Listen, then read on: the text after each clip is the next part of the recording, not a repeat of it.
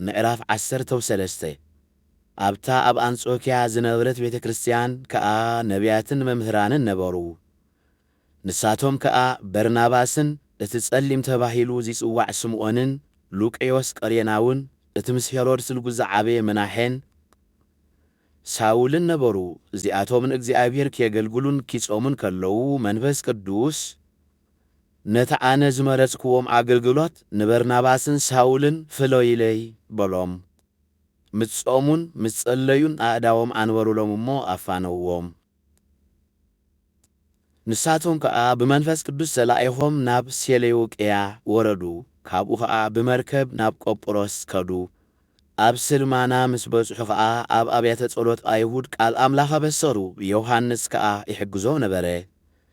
ነታ ደሴት ብዘላ ኣቋሪጾም ኣብ ጣፉ ምስ በጽሑ ሓደ ጥንቋሊ ሰብኣይ ነቢይ ሓሶት በርያሱ ዝስሙ ኣይሁዳዊ ረኸቡ።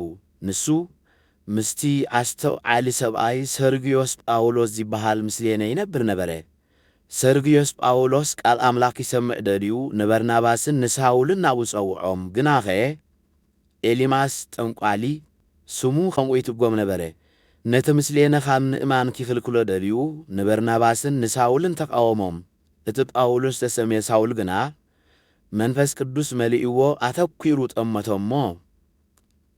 ኣታ ኩሉ ተንኰልን ኩሉ ኽፍኣትን ዝመልኣካ ወዲ ዲያብሎስ ጸላእ ኩሉ ጽድቂ ነቲ ቅኑዕ ነገደ እግዚኣብሔር ካብ ምጥዋይሲ ካንዶ ኣይትዓርፍን ኢኻ?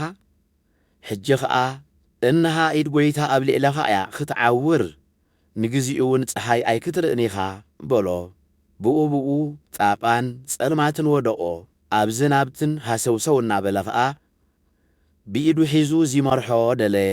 ሽዑ እቲ ምስሌነ ነቲ ዝኾነ ርእዩ ኣመነ። ብምኽሮ ጐይታ ኸኣ ተገረመ። ድሕርዚ ጳውሎስን ብጾቱን ካብ ጣፉ ተበጊሶም ብመርከብ ናብ ጴርጌን ናይ ጵንፍልያ መጹ። ማርቆስ ዝተባህለ ዮሃንስ ከኣ ካብኣቶም ተፈልዩ ናብ ኢየሩሳሌም ተመልሰ። ንሳቶም ግና ካብ ጴርጌን ሓሊፎም ናብታ ኣብ ጲስድያ ትርከብ አንጾኪያ መጹ። ብመዓልቲ ሰንበት ከኣ ናብ ቤት ጸሎት ኣይሁድ ኣትዮም ተቐመጡ። ሕጊ ሙሴን ነቢያትን ምስ ተነቡ ኸኣ እቶም መራሕቲ ቤት ጸሎት ኣይሁድ ኣቱም ኣሕዋትና ገለ ንህዝቢ ዝንገር ቃል ሙዕዶ እንተለኩም ተዛረቡ ኢሎም ለኣኹሎም። ሽዑ ጳውሎስ ተንሲኡ ነቶም ህዝቢ ብኢዱ እናመልከተ ከም ዝበለ ኣቱም ሰብ እስራኤል ንኣምላኽ እትፈርሁ ንስምዑ ናይ ህዝቢ እስራኤል ኣምላኽ ነቆታትን ሓረዮም። ነዚ ህዝቢ እዚ ኸኣ ኣብ ምድሪ ግብፂ ተሰዲዱ ኣብ ዝነበረሉ ግዜ ልዕል ኣበሎ በቲ ዓብዪ ሓይሉ ድማ ካብኣ ኣውፅኦም። ን40 ዓመት ዝኣክል ከኣ ኣብ በረኻ ጾሮም። ካብ ምድሪ ከነኣን 7 መንግሥታት ኣጥፊኡ ኸኣ ነቲ ምድሮም ኣውረሶም። እዚ ኹሉ 450 ዓመት ኣቢሉ ወሰደ። ሳዕ ዘመን ነቢይ ሳሙኤል ድማ መሳፍንቲ ሸመሎም። ብድሕርዚ ንጉሥ ከየንግሰሎም ለመኑ። ኣምላኽ ከኣ ሓደ ሰብኣይ ካብ ነገድ ብንያም ሳኦል ወዲ ቂስ ን40 ዓመት ኣንገሰሎም። ኣምላኽ ንሳኦል ምስ ሰዓሮ ድማ ንዳዊት ኣንገሰሎም። ዳዊት ወዲ እሴይ ኩሉ ፍቓደይ ዝገብር ሰብኣይ ዝኸም ልበይ ረኸብኩ ኢሉ ኸኣ መስከረሉ። ኣምላኽ ከም ተኣተስይዎ ዝነበረ ካብ ዘርኢ ዳዊት ነቲ መድሓኒ እስራኤል ዝኾነ ኢየሱስ ለኣኽዎ። ቅድሚ ምምጻኡ እውን ዮሃንስ ንኹሉ ህዝቢ እስራኤል ንስሓ ዝኸውን ጥምቀት ሰበኸ። ዮሃንስ ከኣ መልእኽቱ ምስ ፈጸመ ኣነ መን ይመስለኩም? ኣነስ ንሱ ይኮንኩን። እቲ ኣነ ኣሳእኑ ካብ እጋሩ ንምውፃእ ዘይበቅዕ እንሆ ንሱ ብድሕረ ይመጽእ ኣሎ በለ።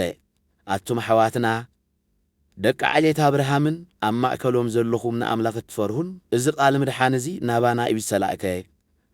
እቶም ኣብ ኢየሩሳሌም ዝነብሩ መኳንንቶምን ንኢየሱስ ኣይፈለጥዎን። እቲ በብሰንበት ዘንብብዎ ቃል ነቢያት ምእንቲ ኺፍጸም ከኣ ንሞት ፈረድዎ። ናብ ሞት ዘብጽሕ ምኽንያት እንተዘይረኸበሉ እኳ ኪቐትሎ ንጲላጦስ ደኣ ለመንዎ። ነቲ ብዛዕባኡ ዝተጻሕፈ ዘበለ ምስ ፈጸሙ ከኣ ካብ መስቀል ኣውሪዶም ናብ መቓብር ኣእተውዎ። ኣምላኽ ግና ካብ ምውታድ ኣተንስኦ። ነቶም ካብ ገሊላ ናብ ኢየሩሳሌም ምስኡ ዝደየቡ ሕጂ ኸኣ ኣብ ቅድሚ ህዝብና ምስክሩ ኾይኖም ዘለዉ ብዙሕ መዓልቲ ተራእዮም። ንሕና ኸኣ ነቲ ኣምላኽ ነቦታትና ኣተስፊዎም ዝነበረ ነበስለኩም ኣሎና። ምኽንያቱ ኣብ ካልኣይ መዝሙር ዳዊት ንስኻ ወደይ ኢኻ ኣነ ኸኣ ሎሚ ወለድኩኻ ዝብል ጽሑፍ ከም ዘሎ ኣምላኽ ንኢየሱስ ካብ ሞት ከምዚ ትንስእ ብምግባር ናባና ናብ ደቆም ነዚ ተስፋ እዚ ፈጸሞ ከምቲ ነቲ ቅዱስን እሙንን በረኸት ዳዊት ክህበኩም እየ ኢሉ ዝተዛረቦ ከም ብሓድሽ ምብስባስ ከይርኢ ካብ ምዉታት ኣተንስኦ ከምኡ ኸዓ ኣብ ካልእ መዝሙር ንቅዱስካ ምብስባስ ክርኢ ኣይትገድፎን ኢኻ ይብል ዳዊት ግና ብዘመኑ ከም ፍቓድ እግዚኣብሔር ኣገልግሎቱ ምስ ፈጸመ ዓረፈ ተቐቢሉ ኸዓ ምብስባስ ረኣየ እቲ ኣምላኽ ዘተንስኦ ግና ምብስባስ ኣይረኣየን እምበዓርሲ ኣቱም ኣሕዋትና እዚ ዝነገረኩም ዘሎ መልእኽቲ ሕድገት ሓጢኣት ብኢየሱስ እዩ ዝብል ከም ዝኾነ ፍለጡ